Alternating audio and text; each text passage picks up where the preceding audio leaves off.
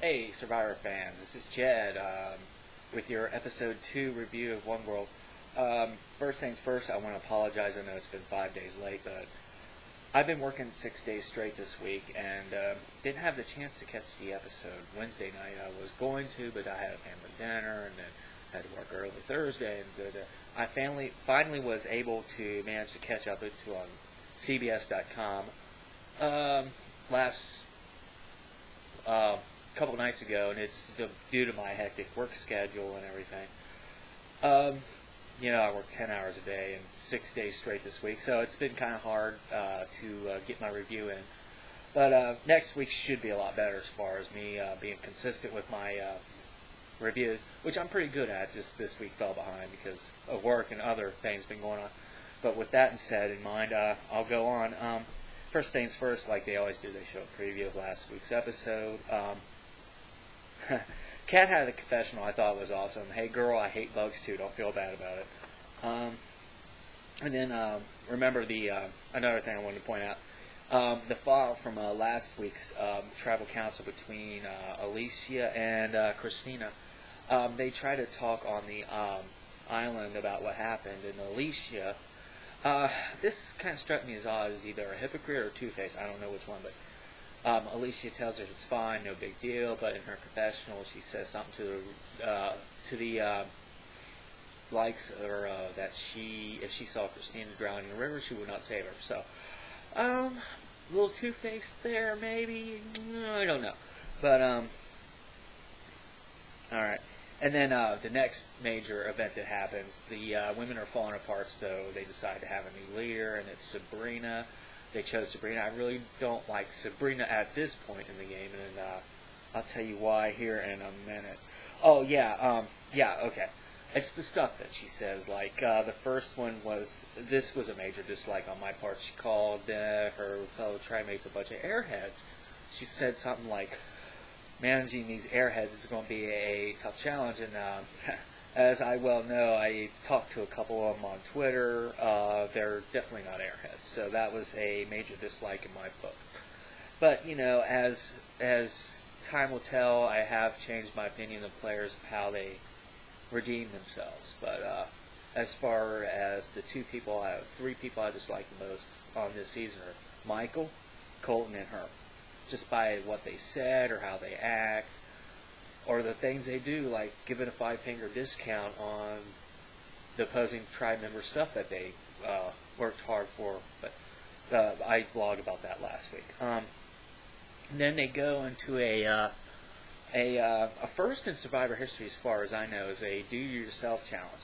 And the thing that it was like these big wooden crates, and they had a bunch of ropes, and they had to untangle the ropes. It was a first and for me, but the one that the Manano wins. But the thing that struck out in my mind was Bill. He was pretty entertaining in introducing the challenge. So, but Manano wins that one, and they win a tarp. And then another classic Sabrina line I did not like was she says like, "Oh, we need that tarp like a fat kid needs a cake." It just sat really wrong with me. I don't know. I just thought it was rude, and it was. And it's like bashing. It's like it was just unnecessary in my book. But that's just me. And then they show Colton doing nothing around camp, and he goes to the women's camp, he does nothing around camp, and then the guys notice this, and him going to the females' camp, and Jonas makes a great Russell Hantz line reference, like, oh, he's going to be just wrangling the women, which I thought that was great. That great Russell Hantz reference by Jonas. That was classic, dude. Liked it. And then the women eventually tell Colton to leave, and Colton becomes a crybaby. And I have a new nickname for Colton right now. I call him Colton Crybaby. But that's my new nickname for him. I don't like. I just don't like his gameplay. He's just, I don't know. Just another character I do not like this season so far. Until he turns it around. And then we see a stupid, crazy Tarzan dance, which I personally could have done without seeing. I thought it was just unnecessary and stupid. And then the other major incidents that I saw was And now I admired Colton for this. This was the first move Colton made that I kind of agree with. That he showed his idol, and he's starting to make alliances with the men now, which he should have stuck to his tribe originally. But he showed his idol to I got the names down here. Troyzan, Jonas, and Leaf, and he calls it the Misfit Alliance. You know what? As long as it's alliance, dude, you're starting to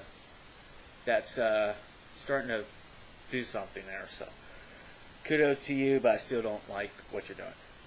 Except for that, that was the first smart move that you made all the game so far in the first 3 days. We'll see how he goes from here. The immunity challenge. Let's not much to say about this because it was a beam where all the tribe members were lined up, and one person has to go past each person. And the men pretty much rocked that challenge. They blew the women out totally. Monica did really well in that challenge. She stepped it up, so she rocked that challenge. And so the Manano wins immunity on that one. And then after the challenge, I want to point out one thing. Nina calls Kat a dumb broad and an airhead. I was like, hey lady, the girl's in college. I saw pics of her Twitter, and her homework looks up there, so I don't think she's a dumb broad. So that's just me. And I didn't like Nina too much either. I think she was just one of those older people that thought, she has life experience, but she doesn't have to go around calling everybody dumb, this, and this. But it comes back to bite her in the ass. And then they go back into tribal council with women. They have to vote somebody out.